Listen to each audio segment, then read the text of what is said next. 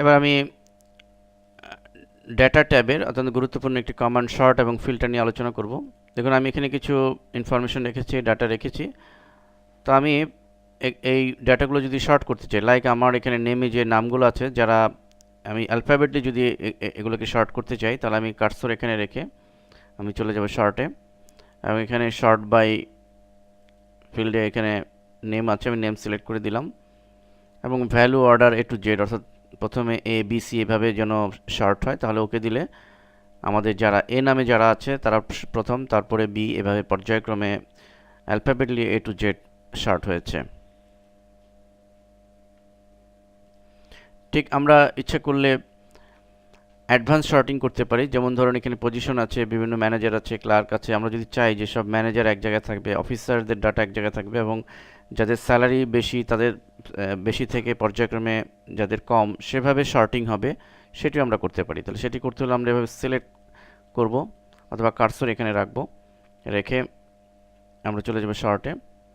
এখানে short by প্রথমে আমরা পজিশন সিলেক্ট করব, এবং পজিশনে আমরা এখানে A to Z এটি রাখবো, এবং এই অবস্থায় অ্যাড লেভেল, এখানে আরেকটি লেভেল যোগ করব। অ্যাড লেভেলে ক্লিক করে সেকেন্ড লেভেলে আমরা দিব স্যালারি, এবং এখানে স্যালারির অর্ডারে স্মলেস্ট টু লার্জেস্ট রয়েছে। আমরা লার্জেস্ট টু স্মলেস্ট দিব, যে সবচেয়ে বেশি স্যালারি থেকে আস্তে আস্তে পর্যায়ক্রমে কম স্যালারি যার সেভাবে শর্ট হবে।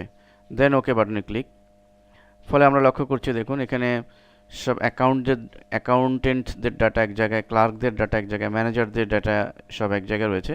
এবং আপনারা লক্ষ্য করুন যে যাদের স্যালারি বেশি থেকে কম এভাবে শর্টিং হয়েছে। Manager 9,000, manager 8,000, manager 7,000। অর্থাৎ এই শর্টিংয়ের মাধ্যমে আপনি এরকম কাস্টমাইজ শর্টিংও করে নিতে পারেন। এবার দেখাবো আমরা আরেকটি কমান্ড, ফিল্টার। তো কার্সর আমি এখানে রেখে এই ডান পাশেই রয়েছে ডাটা ট্যাবের ফিল্টারে ক্লিক করব। ফলে আমরা দেখতে পাচ্ছি এখানে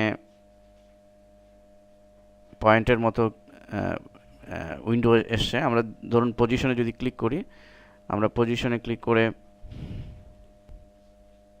এবং এখানে আমরা পজিশনে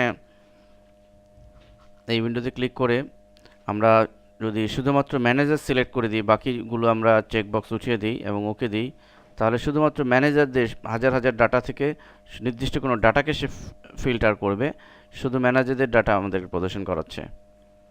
আমরা সিলেক্ট অল দিয়ে ওকে দিলে আবার সে আগের মতো হয়ে যাবে।